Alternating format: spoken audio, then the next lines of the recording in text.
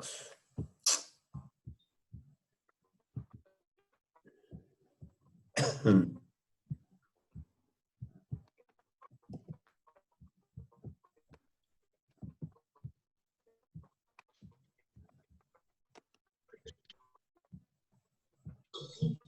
Y llevarse el gran premio que entregaremos al final de nuestro último evento.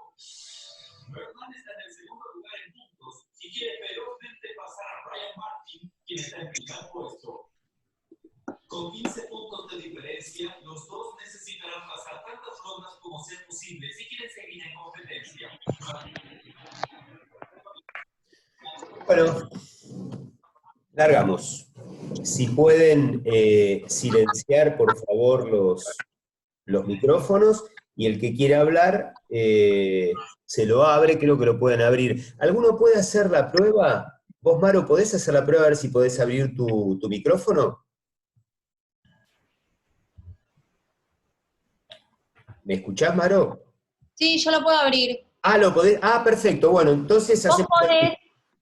Vos podés silenciar a todos por si alguno se olvidó y cada uno abre cuando quiere. Sí, el tema es que a veces la barra no aparece y ahí es donde...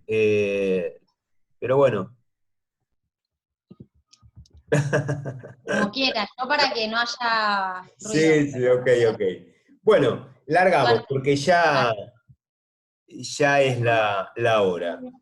Bueno, para aquellos que no me conocen, me voy a presentar. Esperen que quiero ver un segundito. Oh.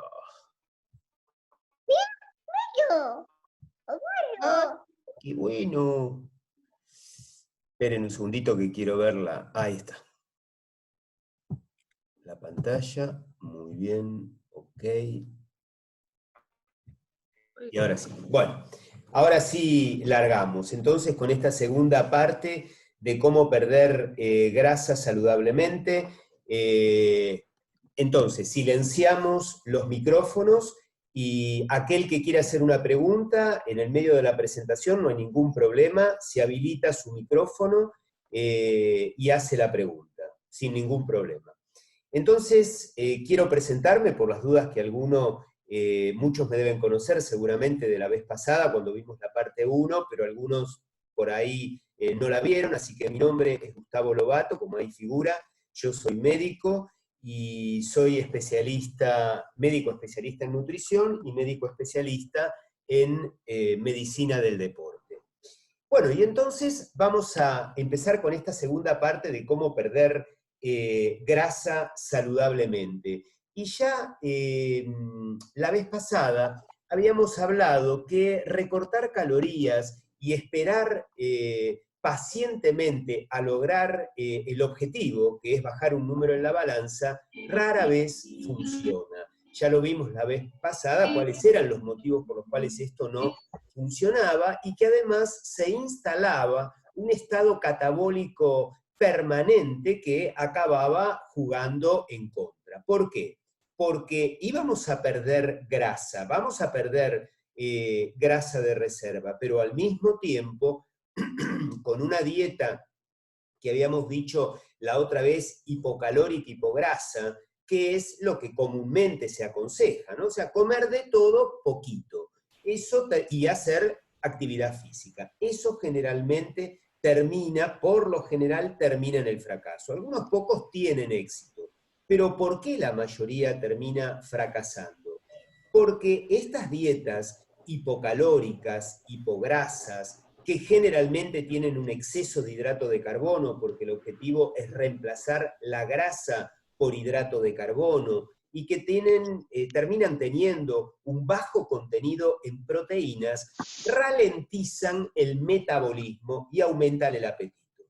Habíamos hablado la vez pasada que estos cálculos matemáticos de que, bueno, yo restrinjo la cantidad de calorías. Si normalmente gasto 2.200 calorías por día, voy a hacer una dieta de 1.600 calorías.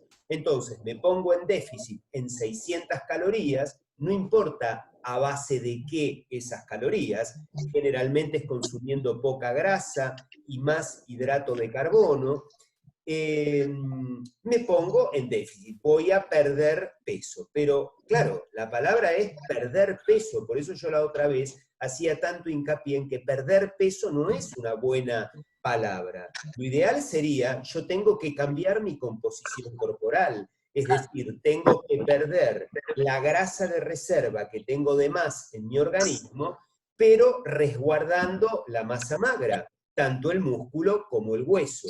Porque si yo hago una dieta muy restringida en hidratos de carbono, pobre en grasas, pobre en proteínas, termina siendo pobre en proteínas porque termino comiendo muy poco, y excesiva en hidratos de carbono, eso provocaba una respuesta biológica, que es lo que hace fallar los cálculos matemáticos, que es una ralentización del metabolismo. Estoy ahora haciendo un poco un repaso de lo que vimos en la primera parte. ¿Y qué es la ralentización del metabolismo? Que el cuerpo humano se pone más eficiente. Es decir, hace lo mismo que hacía antes, pero con menor consumo. Y al mismo tiempo, una respuesta natural es que aumenta el apetito. Cuando yo no tengo comida, estoy comiendo poco, la respuesta en un organismo sano es tener hambre. Y esto es lo que generalmente hace fallar el tratamiento. Que las personas que se ponen a dietas hipocalóricas, hipograsas, hipoproteicas, como de todo poquito, lo que tienen es hambre. Algunos pueden aguantar un tiempo más, pero hay otros que en el transcurso de pocos días o pocas semanas terminan fracasando. Pero estas son las respuestas normales de un organismo sano. El segundo punto que veíamos cuando hacemos estas dietas restringidas en calorías y en proteínas es precisamente la degradación muscular. Ya había dicho la vez pasada que no importa el número que bajo en la balanza, lo importante, que lo voy a ver, el número que va a bajar en la balanza, pero lo importante es saber qué es lo que estoy perdiendo, porque lo que tengo que perder es lo que me sobra, que es la grasa de reserva que tengo de más en el organismo cuando digo que estoy gordito, cuando tengo un índice de masa corporal por encima de 25. Dijimos la vez pasada, entre 25 y 29,9 es sobrepeso, igual o mayor a 30 es obesidad. ¿Cómo calculo el índice de masa corporal? Peso en kilogramos sobre talla en metros elevado al cuadrado. El tema es que cuando hago este tipo de dietas, pierdo masa magra, voy a perder músculo y voy a perder hueso. Y eso sí que no es beneficioso para la salud. Es decir, estoy haciendo un plan alimentario que supuestamente es saludable, pero que en realidad me termina perjudicando la salud. ¿Por qué? Porque hay pérdida de la masa magra, sobre todo de músculo. Y además, con este tipo de dietas hay un impacto negativo en las hormonas. O sea, ustedes no se olviden que tanto, yo decía la vez pasada, que tanto ganar peso como perderlo cuesta mucho. El cuerpo se resiste a perder lo que ya acaparó, como al mismo tiempo es muy difícil para muchas personas, es más difícil engordar que adelgazar. Es decir, evidentemente hay fuerzas biológicas que hacen que se oponga todo esto al aumentar o bajar de peso por más que coma o por más que me mueva o que menos me mueva. Por favor, recuerden de apagar los micrófonos porque esto incomoda mucho a la charla. Presten atención a eso, por favor. El tercer punto, entonces, es el impacto negativo que esto va a tener en las hormonas. No solo en las hormonas sexuales, como dice acá, y se refiere fundamentalmente a una hormona anabólica para los músculos y los huesos, como es la testosterona, que la liberan los testículos en el varón, pero los ovarios de la mujer también pueden liberar testosterona, y la necesitamos para poder mantener el hueso y el músculo. Si me pongo en una dieta muy restringida en calorías y muy restringida en proteínas, lo más factible es que caigan mis niveles de testosterona. Y eso también colabora a perder masa magra. No solo de testosterona, también la hormona de crecimiento, que incluso el adulto la necesita justamente, ya no para crecer en longitud, pero sí para sostener la masa corporal.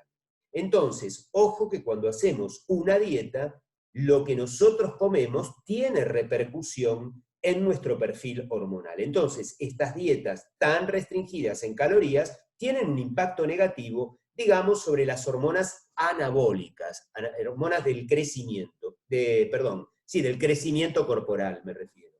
Miren este artículo, que después si me lo piden o si quieren lo copian, es de libre acceso. Dice, dietas bajas en calorías incrementan el cortisol.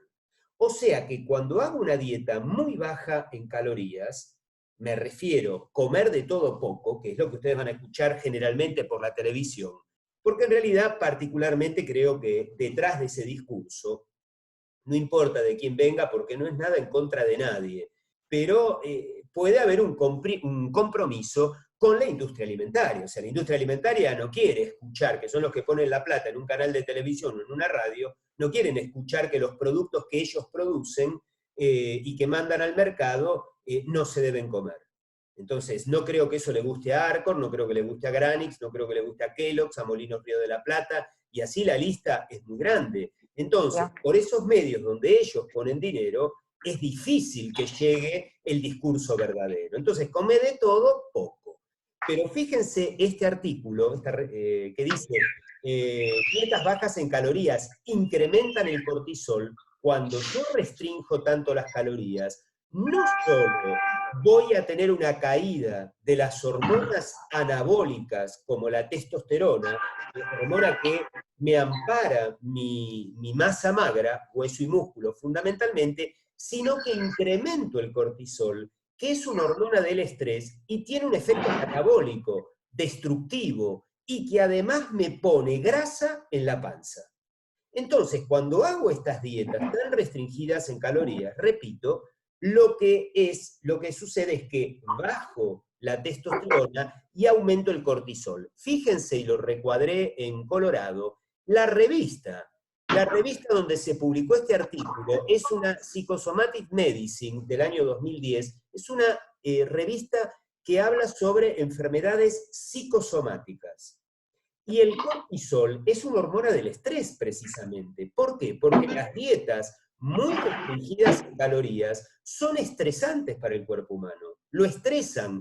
Y en el estrés, cualquiera sea su causa, porque estoy infectado, porque me operé, porque me fracturé un hueso o porque estoy haciendo una dieta, la respuesta siempre es la misma. O sea, la respuesta del organismo es, tengo que solucionar este problema. Estoy muerto de hambre, la biología lo que interpreta es que no hay comida en el medio, y entonces tengo que movilizar energía de reserva y tengo que salir a buscar comida. Por lo tanto, hay una alteración hormonal. Disminuyen las hormonas que construyen el cuerpo, porque no es momento de construir. Cuando falta comida no es momento de construir, o sea, de que crezcan los músculos, no es momento para quedar embarazada, no es momento para dar el pecho. Por eso la que come muy poquito se le retira la menstruación o se le retira la secreción láctea, aunque esté estimulándole el pezón un lactante. Y aumentan los niveles de cortisol y caen los niveles de testosterona. Perdón, disculpame, se te está escuchando muy mal. ¿Cómo? Sí, que no se escucha nada porque no se mutea nadie. Hay 3 personas con micrófono abierto. Claro, con micrófono abierto. Y se te está escuchando muy mal. Y yo realmente puedo apagar desde acá los micrófonos, pero la verdad que no sé de dónde. Apagales, Gustavo, sí, tenés, a ver, ahí te digo. Tenés que ir a donde está el grupo y poder silenciar todos los micrófonos. Ahí está. Gracias, Maro. De nada. Ahí está. Todos silenciados. Levanten la mano o me mandan un chat cuando quieren hacer una pregunta. Así va a ser más cómodo, ¿no? ¿Es más cómodo así, Maro? Ok. Bueno, sí, entonces, sí. Fíjense que si encima, tras una dieta tan restringida en calorías, le agregamos entrenamiento aeróbico, no de fuerza, entonces el mensaje es, come menos, es decir, de todo lo que hay, come poco, pero además anda al gimnasio. Y cuando van al gimnasio, ¿qué hacen? Porque le dicen, te tenés que mover. Entonces la gente que interpreta va al gimnasio a la clase de spinning, se sube a la cinta, hace bicicleta, generalmente es un entrenamiento aeróbico. y se la pasan caminando, corriendo largo tiempo, en el afán de bajar rápido de peso.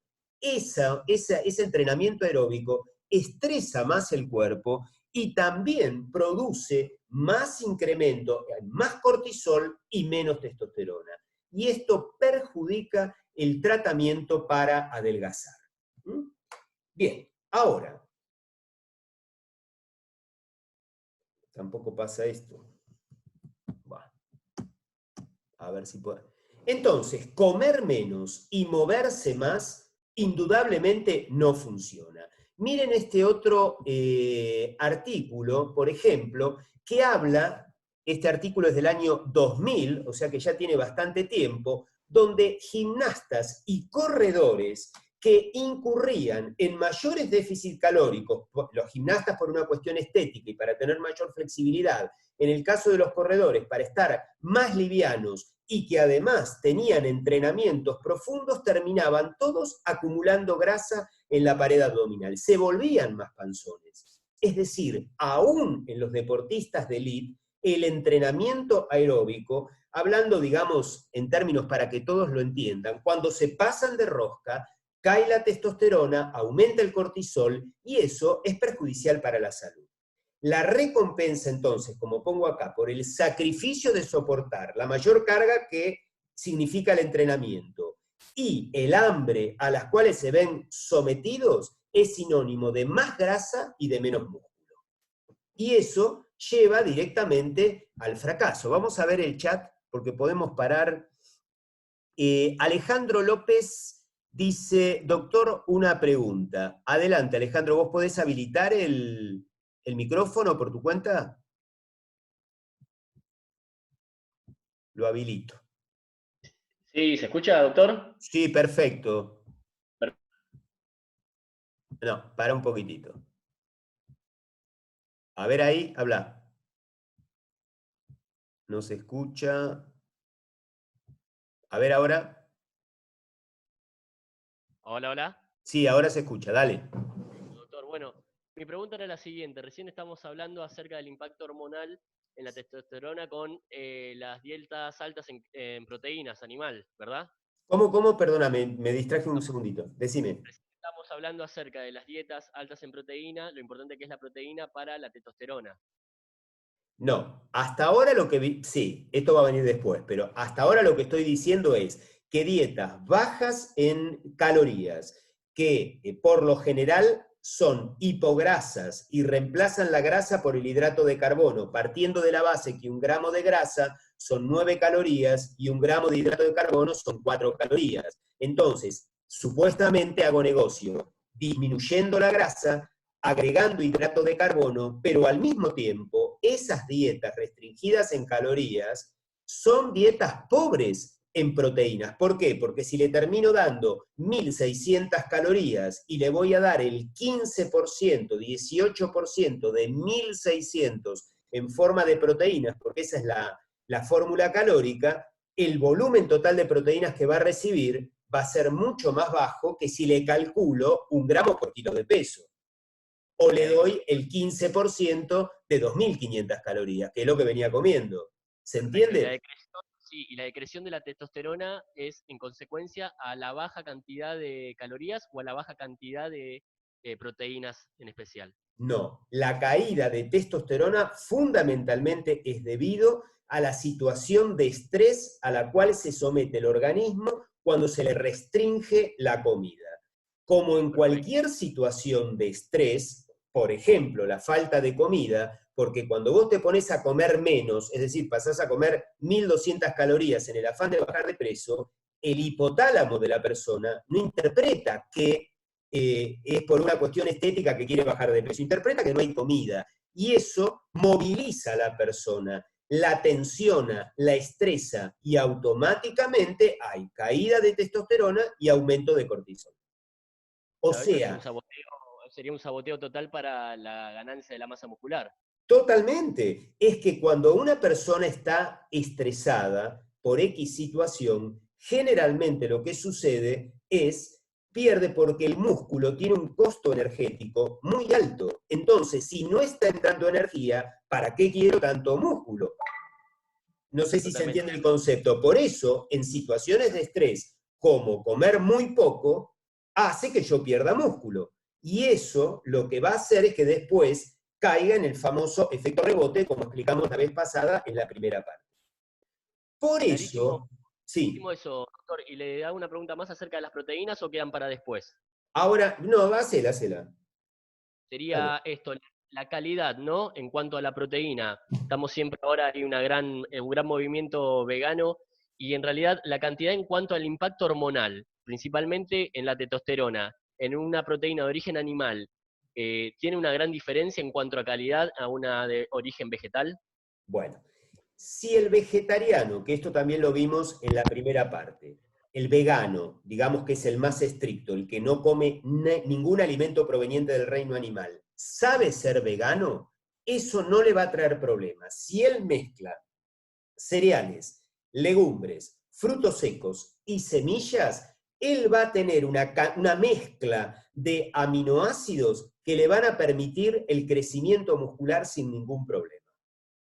El tema de la proteína animal para nosotros, que son, bueno, en el caso mío, que soy omnívoro y como tanto del reino animal como del reino vegetal, la proteína animal tiene un contenido mayor en aminoácidos de cadena ramificada, que son la leucina, la valina y la isoleucina. La leucina es el más importante de todos esos aminoácidos porque estimula de alguna manera, y lo vimos la vez pasada o en la charla de músculo, cómo estimula, junto con el entrenamiento, el desarrollo de la masa muscular. Entonces ya de por sí la proteína de origen animal no solo tiene un efecto saciante interesante, que no hay que desaprovechar, sino que además estimula el anabolismo muscular, evita que yo pierda masa muscular. ¿Entendido? Acá creo que respondí a tu pregunta, ¿no? Acá Cintia pregunta, doctor, ¿qué opinas sobre la dieta cetogénica y de los ayunos intermitentes? Te lo voy a contestar más adelante porque algo vamos a hablar de dieta cetogénica. Poco, pero vamos a hablar. Y alguien pregunta por acá, Federico, ¿qué ocurre con los trabajos de alta intensidad, intermitentes, anaeróbicos? Se dice que son más efectivos que los aeróbicos, sin lugar a dudas, sin lugar a dudas. Y también nos vamos a referir a esto más adelante. Y alguien de un celular dice, doctor, ¿las dietas veganas o las vegetarianas son aconsejables para los deportistas? Repito, si saben ser veganos, que aprendieron a ser veganos, no van a tener absolutamente ningún problema. Hay deportistas de élite, ganadores de medallas, que son veganos. Es decir, que no consumen nada proveniente del reino animal, ni leche, ni queso, ni huevos. ¿Está? Y sin embargo no tienen ningún problema. Repito, si saben mezclar legumbres, cereales, semillas y frutos secos, tienen una mezcla ahí de aminoácidos que es como si se comieran un churrasco. Ahora hay que saberlo mezclar, ¿no es cierto? No es difícil, pero hay que aprender a ser vegano, repito. Bueno, vamos a la tríada que nos lleva hacia una composición corporal. Ya voy a ir al chat. En primer lugar, tiene que haber un déficit calórico. Yo dije la vez pasada, y ya desde que empezó esta charla, repetí varias veces, que en realidad esto no es un tema de contar calorías, porque si yo restrinjo mucho las calorías, estreso al organismo. Lo llevo a una situación como si no hubiera comida. Y eso estresa al cuerpo, eso provoca alteraciones hormonales, pero en realidad el que quiere perder el exceso que tiene de grasas de reserva va a tener que hacer un déficit calórico. Esto no significa tener que contar las calorías de cada alimento, ni pesarlos, ni mucho menos. Ya vamos a ver de qué manera, pero indudablemente tiene que ir hacia un déficit calórico. O sea, para perder grasa es inevitable el déficit calórico, pero también es importante la forma de lograrlo. Y es lo que yo les voy a presentar en esta segunda parte de cómo perder grasa saludablemente. Algo que se llama ciclado. Es decir, no va a ser todos los días una dieta de 1.600 o de 1.800 o de 1.200 calorías, sino que va a ser un ciclado de calorías. Va a tener días de consumir solo 600 calorías, días de consumir solo 1500 calorías, pero también va a ser 4 días a la semana con 2200, 2500 calorías, que serían las calorías de mantenimiento. Siempre me estoy refiriendo a personas sanas, jóvenes, de 1,70 m y pico de altura. Esto, por supuesto, se calcula en base a una serie de factores. Es como para que ustedes tengan una idea. Por eso digo, no solo se trata de un déficit calórico, sino la forma de lograr ese déficit calórico. Además, es fundamental comer comida real. Como dijimos, vamos a comer comidas hechas con alimentos naturales, mínimamente procesados. Vamos a dejar de lado los ultraprocesados y vamos a mirar con mucho cuidado los alimentos procesados. El chat está terrible. Alguien dice, Toby, dice, el quinto mejor atleta de los Games 2019 es vegano. Esto va porque un vegano sí puede llegar a ser un deportista de élite sin ningún momento. Mariana dice, la leucina, isoleucina y valina, ¿en qué productos de origen vegetal están? Están en todos los cereales, legumbres, frutos secos, en menor cantidad. Gracias, Jime. Siempre presente, Jime. Bueno, comer comida natural desobstruye, y lo vimos en la primera parte, el control homeostático y hedónico del apetito. Esto es fundamental. La comida natural para desinflamar todo ese aparato que está dentro del cerebro que tiene que ver con el control homeostático y con el control hedónico del apetito. Eso ayuda a regular el ciclo hambre-saciedad, haciendo que uno mismo se limita en el comer. Empieza a comer menos sin darse cuenta. Uno pierde la idea y come cuando come productos ultraprocesados, frente a un paquete de galletitas, frente a los chisitos, frente a las papas fritas, etcétera, etcétera. Bueno, la dieta, y cuando hablamos de la tríada para ir a una composición corporal saludable, es la suficiente cantidad de proteínas. Y esto es fundamental, y acá ya empieza la primer gran diferencia con las dietas habituales, donde dicen, bueno, come de todo poco. Y hasta por ahí hay alguno que otro que habla de la no dieta, que nunca terminé de entender de qué se trata esto de la no dieta, porque alguien que tiene que perder la grasa de reserva que tiene de más, indudablemente tiene que meterse en un plan alimentario, no puede seguir comiendo como venía comiendo, que lo llevó a la gordura. Entonces, la primera diferencia es alimentos naturales con una suficiente cantidad de proteína. La proteína aporta saciedad, previene la pérdida muscular debido a estos aminoácidos de cadena ramificada de la que hablamos, tiene un efecto anabólico. ¿Y cuánta proteína le vamos a dar a esta persona que queremos que pierda la masa grasa de reserva que tiene de más, pero que conserve su masa magra, para evitar ese famoso efecto rebote? Lo normal que se le da de proteínas a una persona, los requerimientos proteicos oscilan entre 0,8 a 1 gramo de proteína por kilo de peso teórico y por día. O sea que si una persona pesa 70 kilos, le tengo que dar 0,8 por 70, 56 gramos de proteínas, a 1 por 70, 1 gramo por kilo de peso. Entre entonces 56 a 70 gramos de proteína. Acá le vamos a aumentar entre el 50 al 100% del requerimiento proteico. Es decir, le vamos a aportar entre 1,5 a 2 gramos de proteína por kilo de peso teórico y por día. ¿A qué me refiero con kilo de peso teórico? Si estamos frente a una persona que tiene 15 kilos de más, se sube a la balanza, le corresponden 70 kilos por el cálculo, pero pesa 85, yo no le voy a dar 1,5 gramos de proteína por 85 kilos, que es el peso actual de excedido. Se lo voy a calcular por los 70 kilos, que son los que le correspondería pesar. ¿Entendido? Entonces, ya la dieta que yo les estoy proponiendo, que no es que la que propongo yo, que es mi dieta, es como debiera ser una dieta, un plan alimentario, siempre estoy hablando para una persona sana, que tiene un buen funcionamiento hepático, que tiene un buen funcionamiento renal. Esto es fundamental. Si no, ahí este tema de las proteínas ya no se considera. Y el tercer punto es el entrenamiento de fuerza. Esto es fundamental. No existe un buen plan alimentario para perder la grasa de reserva y poderlo sostener en el tiempo, no volver nunca más a esa situación si no es incorporando el entrenamiento de fuerza.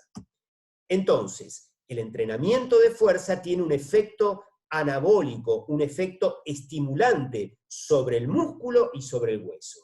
Y yo les comentaba que el músculo y el hueso también tienen un alto, mantener la masa ósea y la masa muscular tiene un alto costo energético. Al cuerpo le cuesta mucho sostener la masa muscular y la masa ósea. El hueso, por si alguno no lo sabe, el hueso del año pasado, nuestro esqueleto que teníamos el año pasado, no es el mismo que tenemos ahora. El hueso se está reabsorbiendo y formando permanentemente, y eso tiene un costo energético muy alto.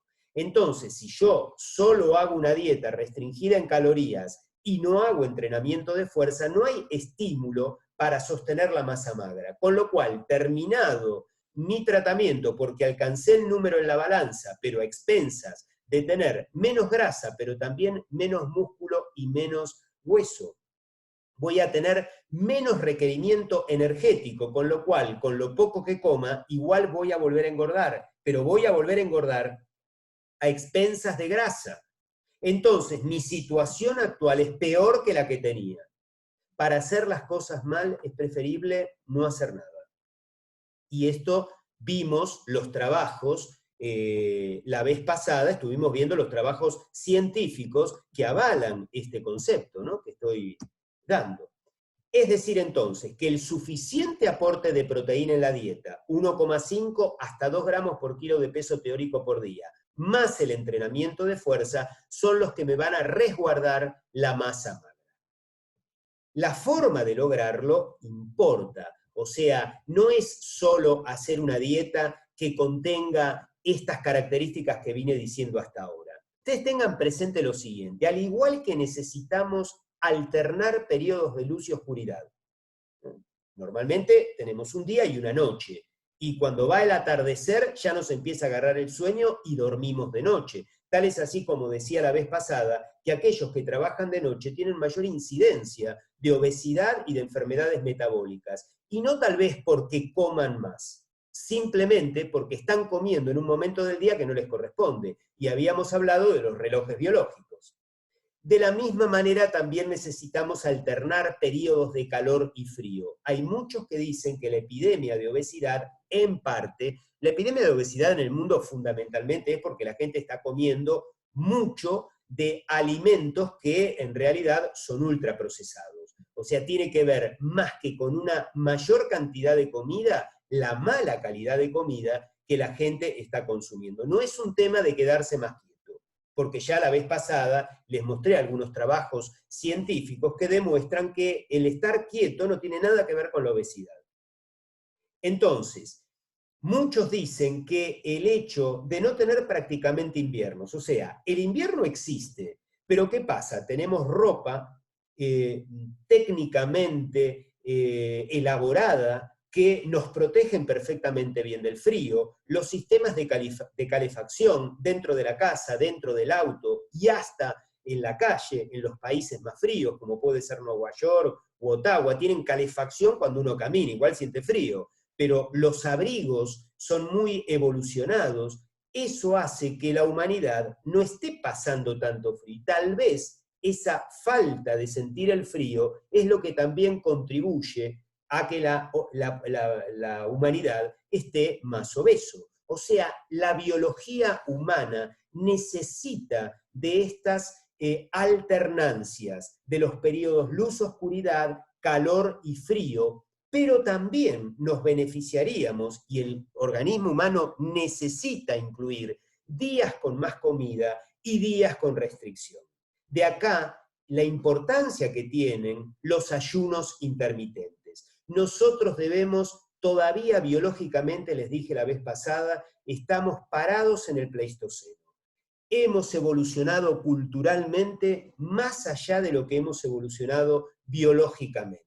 Todavía tenemos que simular que somos cazadores-recolectores para no caer en estas enfermedades crónicas no transmisibles que hoy nos enferman y nos matan, y que tienen directamente que ver con el estilo de vida que hemos adquirido, que no tiene nada que ver para lo que nosotros estamos preparados. Entonces, debemos ir a un gimnasio a simular que somos cazadores-recolectores. Debemos practicar el ayuno intermitente simulando lo que sucedía en el Pleistoceno. De repente encontrábamos comida y nos comíamos todo, y de repente nos podíamos pasar 2, 3 días o más sin conseguir comida, porque así era en esa etapa de cazadores-recolectores. Y los que sobrevivieron a esas situaciones de pasar frío y de pasar hacinamientos dentro de una caverna, nosotros somos sucesores de ellos. Y tenemos los mecanismos para poder vivir en aquellas condiciones, no en estas que hemos generado con nuestro cerebro. ¿Entendido? Entonces, es importante todavía simular que somos cazadores-recolectores e incluir días de más comidas y días con más restricción. Comer todos los días igual. 6 comidas al día, porque por televisión dicen, tenés que hacer desayuno, almuerzo, merienda, cena y colación a media mañana y a media tarde si querés bajar de peso. Esto lo vienen diciendo hace 40 años. Cada vez hay más gordos. Evidentemente, comer todos los días, un poco de todo, 6 comidas al día, evidentemente no da resultado. O sea, ¿cuál es la necesidad de seguir insistiendo? Es decir, nosotros vivimos en un festín de comida permanente que nuestra biología no sabe de qué se trata, porque no está hecha para eso, está hecha para algunos días comer y otros días no comer. Entonces, esto de vivir en una fiesta permanente de comida, en una bacanal permanente, enferma y mata. Esto es así. Entonces, por eso la propuesta del ciclado de calorías. Nuestros ancestros no comían la misma cantidad de calorías todos los días. Y algunos practicaban el ayuno en forma forzada, porque no había comida, no la encontraban. Y otras veces comían todo lo que podían cuando lograban cazar algo. Vamos al chat y de paso hacemos un descanso. Leandro, ¿sentir frío por relentamiento metabólico sucede?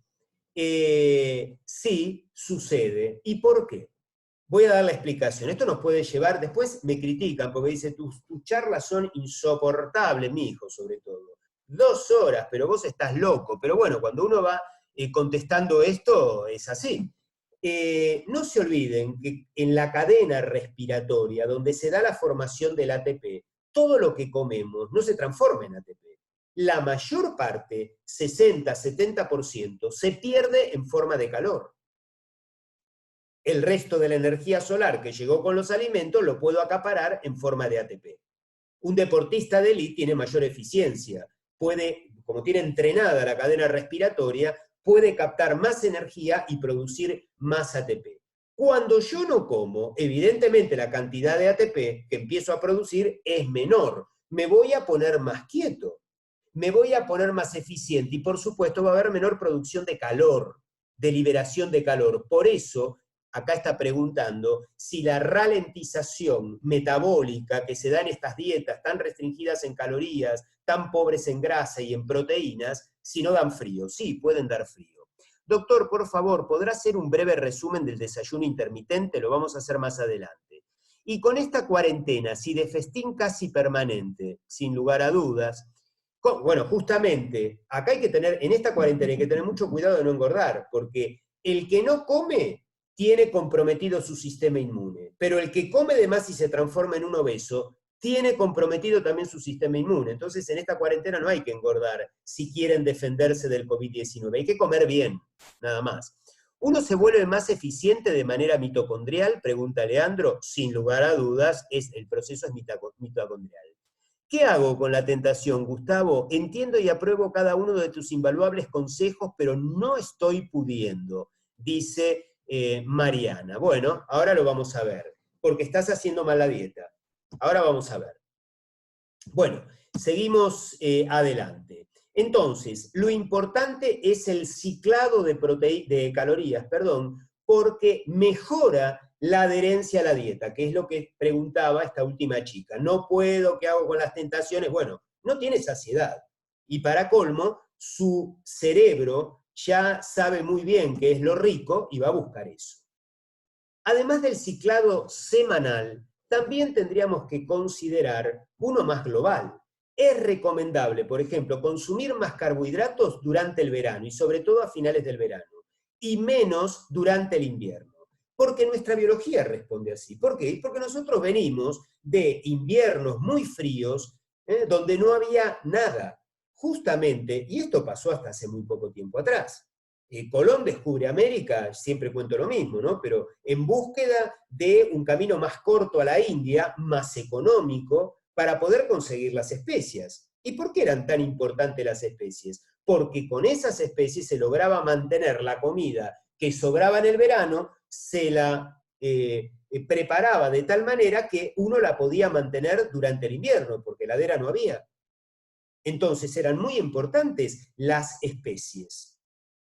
Entonces, durante el verano se engordaba porque el tejido adiposo lleno de grasa nos hacía de alacena y de freezer, para poder afrontar un invierno donde había poco y nada, más la comida que nos sobraba del verano y la poníamos, qué sé yo, al escabeche y llena de condimentos. Entonces, el momento de los carbohidratos ¿de dónde provienen? Y provienen del reino vegetal. ¿Y el reino vegetal cuándo tiene su esplendor? Primavera-verano. Ese es el momento de comer los hidratos de carbono, que el cuerpo humano los puede transformar en grasa y acumular en el tejido adiposo para afrontar el invierno. Así estamos formados. Luego, en el invierno, comemos poco. Eran muy pocos los que tenían la posibilidad de comer mucho, los reyes y su corte, pero el pueblo no tenía mucho para comer. Terminaban muchas veces haciendo ayunos y hasta algunos, más de una vez, una dieta cetogénica.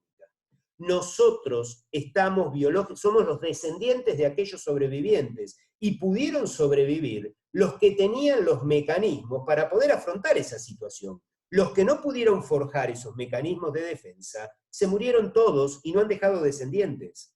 Entonces, nosotros somos acumuladores y funcionamos de esta manera. Entonces, si queremos salud, tenemos que aprender a funcionar nuevamente de esta manera o simularlo al menos. La revolución industrial no nos permitió esto. Y visto esta ahora en la epidemia de COVID-19, hay presidentes que dicen que salgan para que el mercado siga funcionando, los mandan al muere. ¿Está? Entonces la revolución industrial nos forjó de una manera que no tiene nada que ver con nuestra biología. Pero ¿qué importa si es una cuestión de dinero? Pobre del que cae en esa trampa. ¿Cómo calculamos las calorías que necesitamos en la cuarentena para poder hacer déficit de manera correcta? Solo entreno 1 hora intensa por día y el resto estoy en mi casa. Es que si engordás, Gonzalo, no es por lo poco que te estás moviendo ahora con respecto a lo que te movías. Es porque vos seguís comiendo igual o más a cuando comías antes. Alejandro pregunta, doctor, no sé, y ahí lo deja, ¿qué suplemento recomienda más tomar, proteínas o aminoácidos, doctor? No es una pregunta, no estamos en esta charla de suplementos, pero la contesto. Cuando comemos, ¿qué comemos? ¿Proteínas o aminoácidos? Cuando me como un trozo de carne de vaca, de pollo, de pescado, de cerdo, o como un plato de cereales o de legumbres o de frutos secos que son muy ricos en proteínas, ¿qué estoy comiendo? ¿Proteínas o aminoácidos? Proteínas.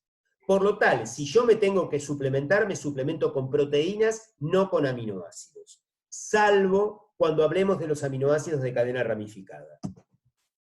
Bueno, entonces, lo que tenemos que lograr es menos rutina. No ser tan rutinario. Todos los días lo mismo, a la misma hora, y todo en pro de la producción y no de la salud. Entonces, menos rutina es más vida. A nuestra vida le tenemos que dar picos, llamémosle por ahora de estrés.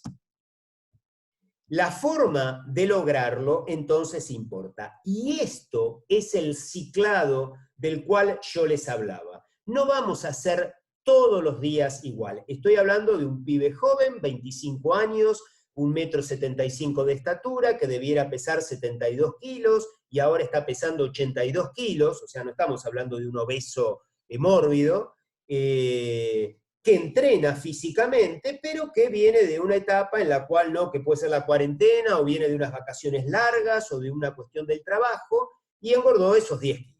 kilómetros. Entonces, ¿qué le propondrías a ese individuo para que vaya al éxito, para que vuelva a la composición corporal que le corresponde? Este plan, este ciclado de calorías. Fíjense que no come todos los días igual.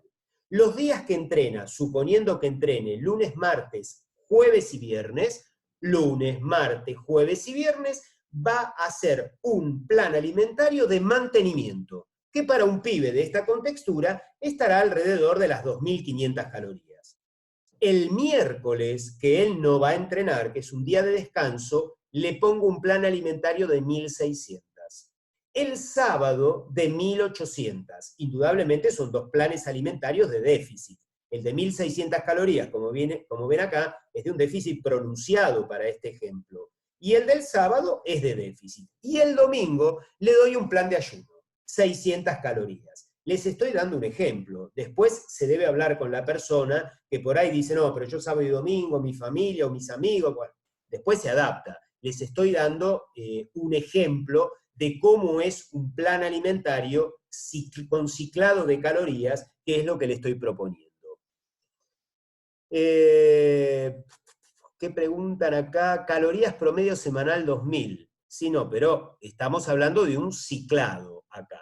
¿Puedo preguntar con audio? Dice Alejandro López. Sí, si querés hacer ahora una pregunta, te habilito, Alejandro, y dale ahí, hacete la pregunta, a ver si podés. Habilita tu... ¿Ahí se escucha? Sí, perfecto. Perfecto, doctor. Mi pregunta es la siguiente. Recién estaba hablando que por ahí sería más conveniente consumir más cantidad de carbohidratos en el verano y una menor cantidad en el invierno, ¿verdad? Sí, te aclaro esto. Eso Sí. lo puse como ejemplo de ciclado en la vida. No es el tema de cómo perder grasa, simplemente lo digo que los seres humanos no tenemos que vivir rutinariamente, sino que tenemos que sentir el frío, tenemos que tener periodos de ayuno, tenemos que hacer entrenamiento físico simulando que salimos a ganar el pan con el sudor de la frente, y que a lo mejor los hidratos de carbono son más para comer en el verano que en el invierno, por lo que estuve explicando. Nada más que eso no tiene mucho que ver con el plan alimentario. Sí. Ah, perfecto. No, porque precisamente mi duda era esa. De alguna manera en la antigüedad tal vez estaban mucho más recluidos en el invierno y hoy de todas maneras nosotros tenemos actividades que seguimos continuando en el invierno mientras. Entonces de alguna manera, si reducimos la cantidad de carbohidratos también podría referirse a una menor cantidad de energía, digamos así, en invierno, hoy en la civilización. Yo creo que, por empezar, les voy a explicar algo. Claro que esto es lo que hace que después una presentación mía sea una cosa pesada en YouTube de 2 horas. Pero bueno, esto es así. No puedo dejar No, pero es un placer. De mi lado es un placer al menos. Ok, entonces, te contesto. ¿Por qué normalmente la especie humana engordaba al final del verano y iba después bajando, digamos, esa grasa, la iba utilizando a lo largo del invierno? Era para afrontar el invierno. Ahí vos dijiste, bueno, pero en invierno vivíamos hacinados o más hacinados, porque evidentemente hacía frío, nevaba, todos tenían hambre, y las fieras que estaban afuera también tenían hambre y no podían comer. Entonces una persona engordaba y empezaba a presentar cambios en la sangre de un gordito. Es decir, le aumentaban los triglicéridos en sangre, le bajaba el HDL colesterol, o sea, se establecía un estado inflamatorio. Era nuestro antibiótico natural. No se olviden, hoy podemos decir que el síndrome metabólico, que es lo que tiene un gordito, y que tenían también de alguna manera, no tan marcado como los gordos de hoy. En aquella época nadie llegaba a ser tan gordo, pero necesitaban hacer un síndrome metabólico pasajero para tener, ese era el antibiótico natural. Hoy ese antibiótico, que no es pasajero, sino que es permanente, porque estamos permanentemente gordos, es el antibiótico que te termina infartando. Por eso el médico siempre está en búsqueda de esto que se llama síndrome metabólico, y mide los triglicéridos, y mide el HDL colesterol, y mide el LDL colesterol, y mide el perímetro de la panza. Entonces, y lo que dice, bueno, está en una situación peligrosa. Claro, porque el síndrome metabólico no está en la especie humana para ser permanente, era para ser estacional. Se iba diluyendo a lo largo del invierno. No se olviden que durante los años 20, 30, la década del 40 del siglo pasado, la tuberculosis hacía estragos. ¿Y en quiénes hacía estrago la tuberculosis? En el que no comía, en el que era flaco. De ahí las abuelas, está muy flaco este chico, y se preocupaban, hacerlo engordar.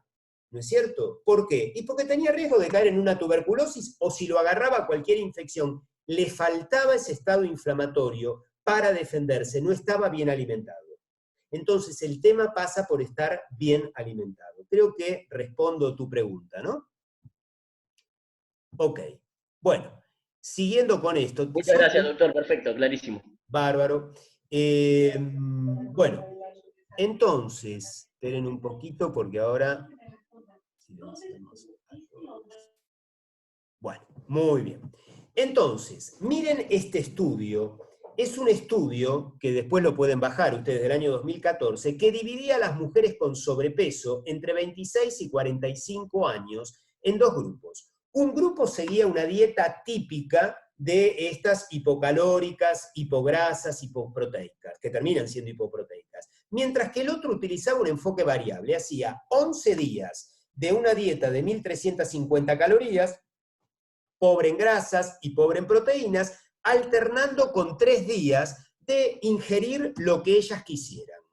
¿Cómo terminaba esta historia?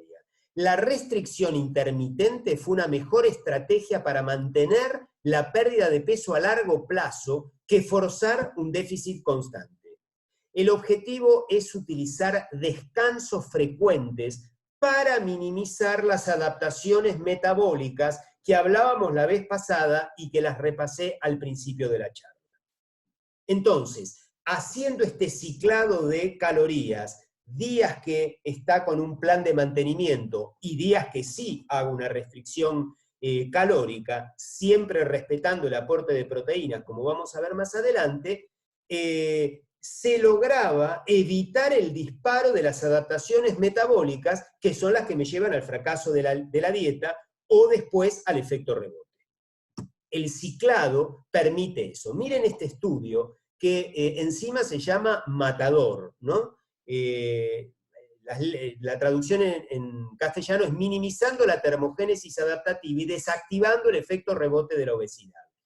El resultado final de este estudio, que comparaba los que comían siempre todos los días pobres en calorías con respecto al ciclado, el grupo que incorporó los descansos, como yo les digo, el ciclado, perdió un 50% más de peso que el grupo con restricción constante.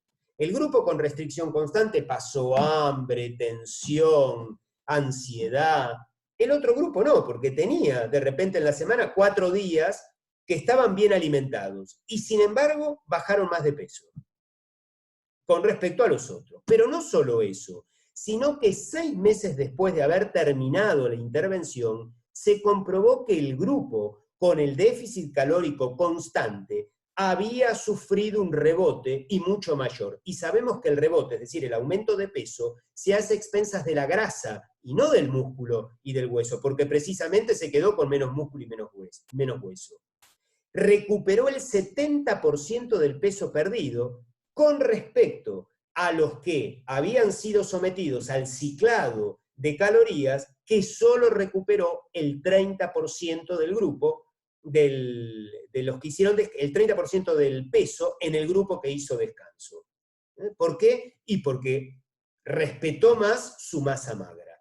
Acá tienen que, aún en el mantenimiento, también hay que mantener, o sea, en la vida hay que hacer esos picos de más y de menos, simulando que de repente encontré una presa y la puedo comer y después paso 2 o 3 días que no como nada. Entonces, en un mantenimiento que supongamos fuera de 2.000 calorías, en vez de hacer 2.000 calorías todos los días igual, puedo hacer 2 días de 2.800, un día de 2.300, otra vez 2 días de 2.800, un día de 2.500, un día de 1.500 calorías. Al final de la semana, que ahí alguien hablaba del cálculo semanal de calorías, los dos consumieron 17.500 calorías. pero este va a respetar, este va a tener menos grasa en su cuerpo que estos. Y la distribución de la grasa va a ser más sana. Entonces, aún cuando uno está en peso, debe tener alternancias, días de más y días de menos. Entonces, a ver, vamos a ir al chat, que alguien pregunta algo. Doctor, para una mujer, estimativo y a modo de ejemplo, es lo mismo. Lo que estoy hablando digamos, en el concepto es el mismo. ¿Se puede hacer ayuno un día que se entrena? No es conveniente. ¿Puede ser el estudio matador? ¿Podemos alternar semanas? Sí, justamente en el matador lo que alterna son semanas. Hace 2 semanas con restricción, 2 semanas sin restricción, 2 semanas con... O sea, lo puedo hacer diario, como el que presenté yo, o se puede hacer semanal sin ningún problema. Bueno, entonces, ¿cómo vamos a hacer el plan alimentario? Que es lo que quiero que sepan. Primero, se ajustarán las proteínas y en base a ellas las calorías, que las voy a repartir entre carbohidratos y grasas. Es decir, primero calculo, supongamos, 1,5 gramos de proteína por kilo de peso teórico y por día. Y después que ya tengo la cantidad de calorías, voy a calcular qué cantidad de carbohidratos y de grasas. El entrenamiento lo va a hacer lunes, martes, jueves y viernes, como yo les mostré. O sea que a nivel fisiológico es recomendable aportar más energía y más carbohidratos los días de entrenamiento, reduciendo tanto las calorías como los carbohidratos los días de descanso. Entonces, si la persona pesa 70 kilos y le voy a dar 1,5 gramos por kilo de peso teórico y por día, 1,5 por 70 son 100 gramos de proteínas al día, que representan 400 calorías porque un gramo de proteína son 4 calorías. Pero al mismo tiempo, yo necesito que esas proteínas cumplan con su función plástica, porque yo las quiero para que las proteínas construyan el cuerpo, o sea, todo ese músculo y todo ese hueso que se está reabsorbiendo se mantenga, no se pierda. Entonces le tengo que dar a las calorías, a las proteínas, respaldo energético, que se lo voy a dar en base a hidratos de carbono y grasas, pero fundamentalmente a base de grasas. Porque si se la doy a base de hidratos de carbono, y estoy hablando de alguien que tiene que perder grasa de reserva, no estoy hablando de un deportista que está en peso y que quiere aumentar la masa muscular. Son situaciones diferentes. Acá estamos hablando de una persona deportista, porque entrena 4 veces a la semana, que va a hacer entrenamiento de fuerza, pero que se ha pasado con su grasa de reserva. Entonces, como les expliqué la vez pasada, yo necesito, para que pierda ese excedente, tener la insulina lo más baja posible. Para tener la insulina, que es la hormona anabólica por excelencia, que además es lipogénica, formadora de grasa, y antilipolítica, o sea que la grasa que tengo no la puedo degradar. Entonces, si yo quiero perder la grasa que tengo, teniendo la insulina alta, no la voy a perder nunca. Por lo tanto, no debo comer hidratos de carbono por demás, porque la glucosa, que es donde terminan todos los hidratos de carbono, los almidones, por ejemplo, terminan en glucosa, estimula la secreción de insulina. Entonces, para tener la insulina lo más bajo posible, voy a tener que darle la menor cantidad posible de hidratos de carbono. Por lo tanto, el respaldo energético de las proteínas me lo va a dar la grasa. Es decir, les estoy proponiendo una dieta que va a tener ciertos días de restricción calórica y días que no va a tener restricción calórica. Ahí está el ciclado de calorías del que le hablaba. Todos los días, con restricción o sin restricción de calorías, siempre le voy a aportar los 100 gramos de proteína. Lo que voy a variar es fundamentalmente el aporte de hidratos de carbono y muy poco el aporte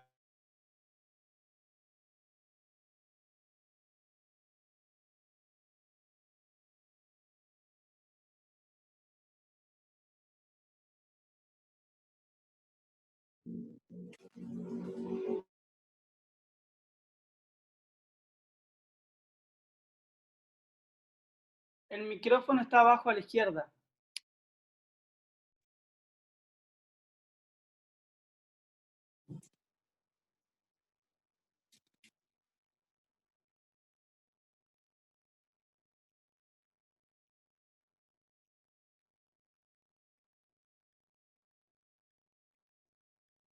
No se escucha, Gustavo. En la pantalla principal, abajo Ahí de todo. está, ahí está, ¿me escuchan?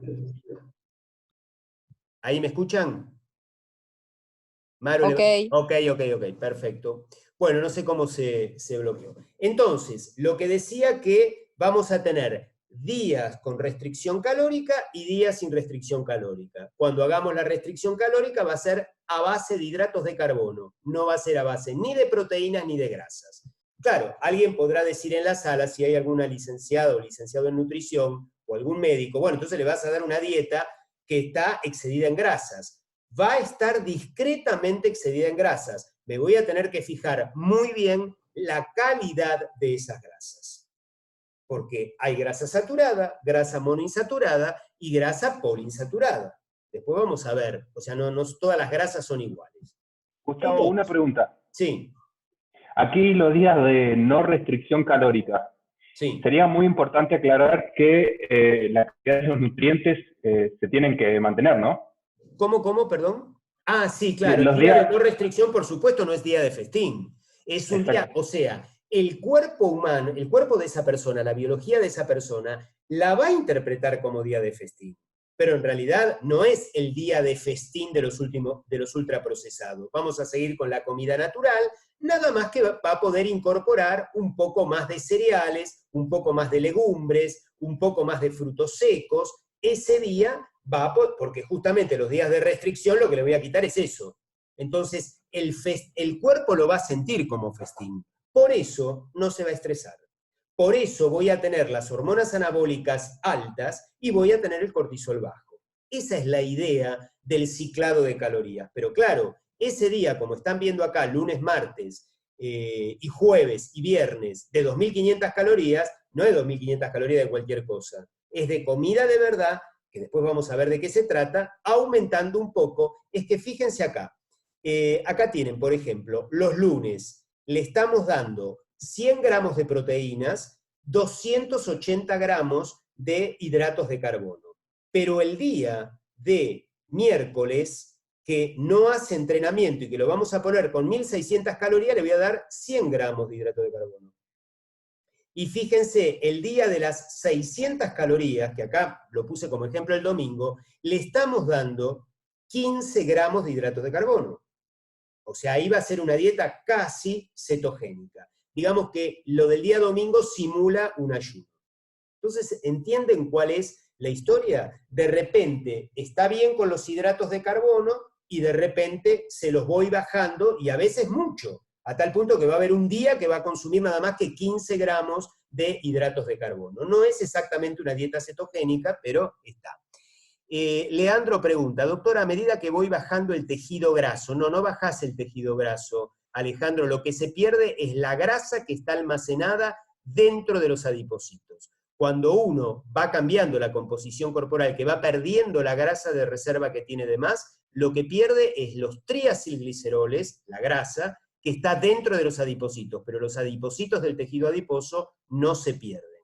Entonces dice, cuando voy bajando el tejido graso, es decir, la masa grasa, las calorías de mantenimiento también tendrían que bajar, porque mi mantenimiento no será el mismo que antes. No, lo que pasa es que el tejido adiposo, con la grasa de reserva que tiene de más, es de muy bajo costo energético, no le cuesta nada, porque precisamente el cuerpo tiene grasa dentro del tejido adiposo de reserva. Si costara mucho mantenerla, no serviría de reserva. De la misma manera que es liviano, porque si yo llevo esa mochila de 10 kilos para poder afrontar el invierno, porque engordé en el verano, tiene que ser liviano, porque si además tengo que invertir energéticamente para trasladarme con esa mochila de 10 kilos, no me sirve como reserva.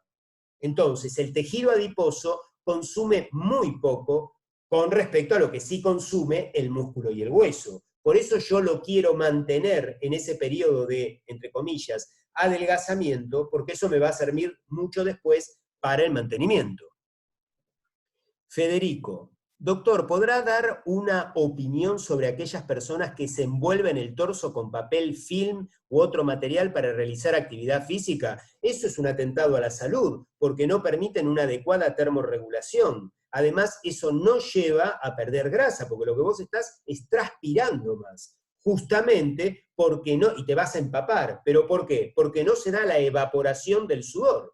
La evaporación del sudor es lo que me permite a mí perder el calor que estoy generando de más porque estoy corriendo. Es decir, si me rodeo con un plástico, estoy evitando la evaporación de mi sudor. Por eso estoy empapado y no termorregulo. Eso es gravísimo porque en pleno verano pueden terminar con un golpe de calor. Sobre todo gente de más de 60 años puede terminar haciendo un golpe de calor. Bueno,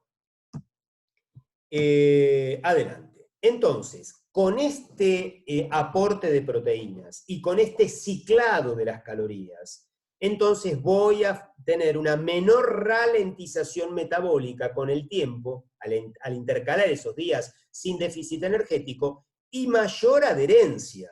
¿Por qué? Y porque la semana no es una penuria, no es saber que todos los días y ahora durante 3 meses voy a tener que comer así, a saber que tengo días que no son los permitidos, porque esta palabra también la metieron por los medios de comunicación. Los permitidos. Permitidos significa que entonces me estoy permitiendo de comer cualquier basura que se vende en el kiosco. No vaya a ser que Arcor se ofenda.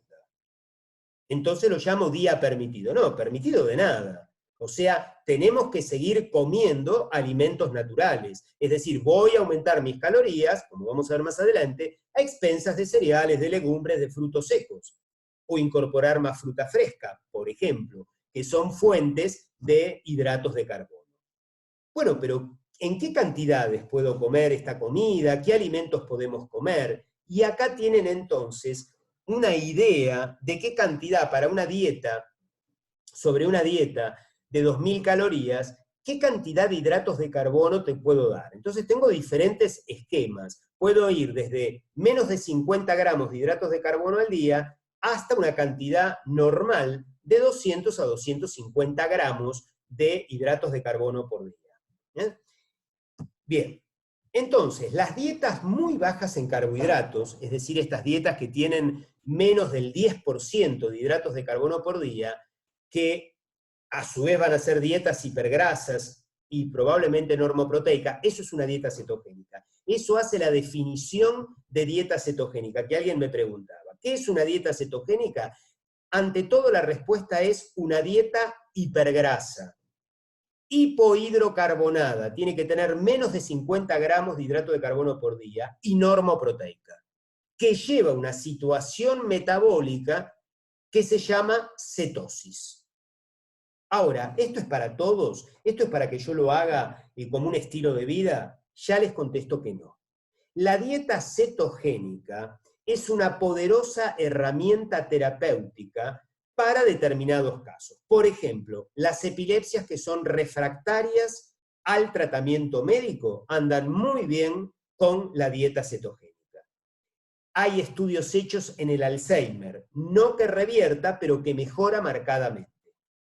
O en individuos que tienen una fuerte resistencia a la insulina con hiperinsulinemia, diabéticos que no responden, diabéticos tipo 2 me refiero, no tipo 1, diabéticos tipo 2 que no responden adecuadamente al plan alimentario, no lo pueden llevar adelante, no responden a la metformina, le han puesto para empeorar la insulina. Ustedes ponen esos pacientes a dieta cetogénica y la respuesta es fabulosa. Y lo pueden tener en dieta cetogénica de 3 a 6 meses sin ningún tipo de problema, y hay estudios publicados hasta 1 año con dieta cetogénica sin ningún problema para la salud. A ver el chat. Dice, la restricción calórica favorece la longevidad, no la restricción calórica, sino la práctica del ayuno. Ir intercalando con ayuno favorece la longevidad. Cuando se habla, y esto tal vez los que me siguen me lo han escuchado varias veces, seguramente muchos de los que están en la sala habrán escuchado de lo saludable que es la dieta mediterránea, y habrán escuchado que eso es debido al que consumen en las costas del Mediterráneo, sobre todo en la isla de Creta, cuando se hizo el estudio allá por la década del 50 por Ansel Keys, que se consumía mucho aceite de oliva. Bueno, lo que quieren es vender aceite de oliva. En realidad, son más longevos y no tienen estas enfermedades crónicas transmisibles por el estilo de vida, donde la alimentación forma parte de ese estilo de vida. Pero, por ejemplo, la característica en la isla de Creta, en la década del 50, era que esa gente eran cristianos ortodoxos, y el cristiano ortodoxo tiene 40 días de ayuno por cuestiones de religión al año. Y se cree que ese es uno de los factores que incide en, digamos, los beneficios de un estilo de vida como el que tenían en aquel momento en la isla de Creta. Además de que duermen de noche, duermen siesta, tienen mayor entrenamiento físico, porque son zonas, todo lo hacen a pie, son zonas de un terreno escarpado, montañoso, que comían alimentos naturales, y que además consumían más aceite de oliva. Pero son muchos factores, ¿no? Para la diabetes tipo 1 no es recomendable. La dieta cetogénica no es para la diabetes tipo 1, por eso aclaré diabetes tipo 2. Mujer con bebé de 5 meses, ¿cuál sería el riesgo de hacer con bebé de 5 meses dándole el pecho? Tiene contraindicado la dieta cetogénica, y si está embarazada, tiene contraindicada la dieta cetogénica. ¿Es contraproducente comenzar una dieta cetogénica durante el aislamiento? Bueno, mire, la dieta cetogénica no la puede llevar adelante cualquiera. Es una dieta que es propiamente para los esquimales, que están en el círculo polar ártico, qué sé yo, aburrido, no sé, y no tienen otra cosa que comer. Ahora sí, porque tienen supermercado, por eso los esquimales ahora están gordos y tienen diabetes tipo 2 e hipertensión arterial. Pero cuando vivían como inuits, cuando vivían como esquimales, que solo comían mamíferos acuáticos, no tenían ningún tipo de problema. Y era la cultura, sostenía una cultura inuit. Si nosotros hacemos una dieta cetogénica, realmente es una dieta muy difícil de llevar adelante. En una situación de estrés como la que estamos viviendo en cuarentena, no es el momento para hacer una dieta cetogénica. Pero sí la dieta cetogénica, porque por ahí la pregunta viene por este lado, tiene un reforzamiento del sistema inmune. Pero dieta cetogénica da para ayuno, y dieta cetogénica son para 2 charlas aparte. Doctor, ¿en qué porcentaje, si es que lo hacen, las infusiones, jugos, gaseosas y agua con gas reemplazan al agua? En ninguna situación. Siempre, cualquier plan alimentario del que hablemos, lo que se toma es agua. Y lo aclaré la vez pasada, ¿no? O sea, es agua. Incluso levanté las bebidas gaseosas, estén edulcoradas o no, si están edulcoradas peor, contienen fosfatos. Y los fosfatos son quelantes del hierro y del calcio. Es decir, no se debe tomar Coca-Cola en las comidas. No se debe tomar Coca-Cola directamente, y mucho menos durante las comidas, porque eso empobrece nuestra alimentación, mínimo de hierro y de calcio. Se toma agua, y bebidas alcohólicas ya saben que se las definí como que son tóxicos culturalmente aceptados. Doc, había leído que los esquimales no entran fácil en cetosis precisamente porque tienen un metabolismo adaptado a esa vida. ¿Qué opina de eso? No, los esquimales lo que no entran es en cetoacidosis. Viven en cetosis. Lo que no hacen es acidosis. Bueno, continuamos. ¿A quién más le podemos indicar una dieta cetogénica? Para los atletas de fondo, maratonistas, por ejemplo, que no quieren depender de bebidas deportivas y geles de glucosa y que tienen alto riesgo de darse contra el muro, como dicen ellos, porque se quedaron sin glucógeno dentro de sus fibras musculares y empiezan a manotear la glucosa de la sangre, y ahí se puede quedar el cerebro en ese momento sin glucosa, una dieta cetogénica los beneficiaría. Entonces, de repente, aquellos deportes, Djokovic es uno de ellos que hace dieta cetogénica, los deportes que tienen un componente aeróbico importante se verían beneficiados con dieta cetogénica. Bien. En personas sanas, periodos esporádicos de cetosis pueden beneficiar. Repito, vivir en cetosis, vivir realizando una dieta cetogénica no es para nosotros. podría ser factible. Los estudios que hablan de que no afecta a la salud llegan hasta 1 año. No sé qué puede pasar al año y 6 meses o a los 5 años. Yo no he encontrado estudios al respecto, pero en teoría no habría ningún problema. De hecho, los inuit son toda una cultura que de la misma manera que los incas vivieron con maíz y los chinos se desarrollaron con arroz, los inuit lo hicieron viviendo en cetosis. Ahora, lo que sí es bueno en las personas es la práctica del ayuno, y si quieren poner periodos de cetosis, de dieta cetogénica, que tiene que llevar por lo menos 30, 40 días, 60 días, eso les permite lograr una adecuada flexibilidad metabólica. Es decir, ¿qué significa que un cuerpo sea flexible metabólicamente? Que puede oxidar, que puede quemar la glucosa como los ácidos grasos con la misma eficiencia. Entonces le da flexibilidad metabólica, y flexibilidad metabólica es sinónimo de salud metabólica. Gustavo, dicen, Jimena, ¿es verdad que es muy recomendable para personas con cáncer? Sin lugar a dudas. Sin lugar a dudas. Otra indicación de la dieta cetogénica es para algunos tipos de cánceres. Yo no sé si me pareció haber visto mal, pero creo que Prieto Gratacós va a hablar por la página de Tuluca. Prieto Gratacós justamente es uno, con un equipo de médicos, de los especialistas en dieta cetogénica para cáncer. Para algunos tipos de cánceres funciona muy bien, como el cáncer de mama, por ejemplo, pero no funciona, por ejemplo, para el melanoma. Acá me dice Ignacio que ya habló. Bueno, no sé exactamente de qué habló, pero él suele tener, búsquenlo, Prieto Gratacós, muchos videos acerca de la dieta cetogénica para el cáncer, que yo justamente acá no las puse, pero es verdad, es así. Bueno, seguimos adelante. ¿Pero qué alimentos podemos comer y en qué cantidades? A ver qué dice el chat. Federico, doctor, en el área del deporte, la dieta debe estar basada en mayor proporción por el tipo de sustrato que prioritariamente es requerido por disciplina, sin lugar a dudas. El nutriente, el combustible del deporte con un alto componente de resistencia, el maratonista, el combustible por excelencia es el ácido graso. El entrenamiento aeróbico, justamente lo que entrena es poder quemar eficientemente ácidos grasos en la mitocondria.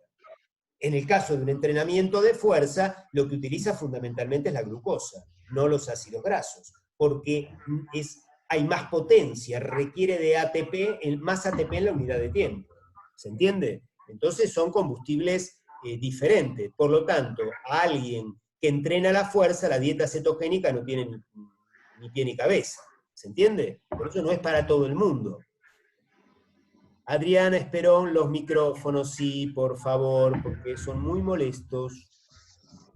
Entonces, apaguen los micrófonos, que yo no lo puedo apagar desde acá. Bueno, vamos a ver entonces. La dieta muy pobre en hidratos de carbono, prácticamente cetogénica, ya sabemos entonces que tiene indicaciones muy precisas. Ahora vamos, esperen un segundito.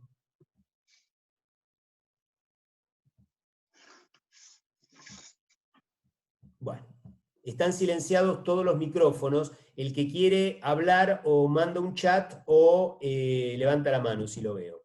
Ok, bueno, entonces, dieta cetogénica, que es el primer renglón, ya lo hablamos. Epilepsia refractaria a los antiepilépticos, en Alzheimer, en ciertos tipos de cánceres, en deportes de resistencia, tiene indicaciones precisas y contraindicaciones absolutas como el embarazo o la lactancia. Ahora vamos a ver dietas que ya no son cetogénicas, pero que tienen entre 50 a 125 gramos de hidratos de carbono por día. Eso se lo voy a dar a personas diabéticas tipo 2 que están gordas, o con personas que tienen poca tolerancia a los carbohidratos. O, por ejemplo, en los bajitos gorditos, que son los endomorfos con poca actividad, sedentarios, bajitos, gorditos, sedentarios, ahí voy a utilizar una dieta restringida en hidratos de carbono. No voy a pasarme de los 120 gramos. Voy a tratar de darle 80, 100, como mucho 120 gramos de hidrato de carbono por día. ¿Entendido? tiene indicaciones precisas. Entre 125 a 200 gramos, que ya se aproxima una cantidad de hidratos de carbono, digamos, habitual, ya son para personas sin sobrepeso o con muy poco sobrepeso que realizan actividad física moderada y que no tienen problemas de salud específicos, que es precisamente el pibe que yo les presentaba como ejemplo. ¿Está? Entonces ahí me voy a poder manejar con una mayor cantidad de hidratos de carbono, pero sí voy a ser muy obsesivo en la calidad de hidratos de carbono. No le voy a dar, por ejemplo, granola, ni cornflakes, ni... ¿Entendido? O sea, voy a seleccionar muy bien la fuente de hidratos de carbono. Como mucho le daré legumbres. Cereales tal vez no le dé. Podré utilizar los frutos secos. Por ahí frutas no le voy a dar tampoco. Después lo vamos a ver eso. Entonces, en aquellos que no están tan gorditos y que tienen entrenamiento físico, ahí puedo dar un poco más de hidrato de carbono. Pero los que son más sedentarios, bajitos, gorditos, a esos se los tengo que restringir, porque esos seguramente tienen la insulina por la nube, que es lipogénica y antilipolítica. ¿Cómo hago para bajar la insulina y que entonces los adipocitos puedan empezar a vaciarse? Déficit calórico, pero le tengo que sacar la insulina, bajarle la insulina. ¿Cómo le va con la insulina? Bajando el aporte de hidratos de carbono. Por eso le voy a dar 50, 100, no más de 120 gramos por día, como les decía. ¿Y cuándo voy a utilizar de 200 a 250 gramos, que ya es una cantidad habitual? Personas que tienen buena sensibilidad a la insulina, pero que buscan, por ejemplo, ganar volumen. O sea, aquellos pibes jóvenes que van al gimnasio a hacer entrenamiento de fuerza, que quieren aumentar su masa muscular. Ahí la base de la alimentación de este tipo de jóvenes es carne y cereales. ¿Vieron cómo cambia el discurso? Pero son situaciones diferentes. Una cosa es un pibe que viene entrenando y que quiere volumen. Carne, proteína y cereales, hidratos de carbono. ¿Cuánto le voy a dar en la dieta? 200 a 250 gramos. Si no hay insulina, no hay crecimiento muscular. Puedo mantenerlo, pero no hay crecimiento. Necesito aumentar la insulina circulante. ¿Qué le tengo que dar? Más hidrato de carbono.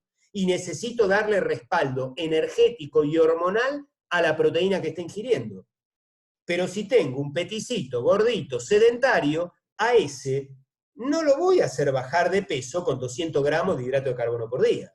A ese le voy a tener que bajar marcadamente los hidratos de carbono y a lo mejor voy a manejarme con un poquito más de grasa, pero también me voy a fijar mucho la calidad de la grasa.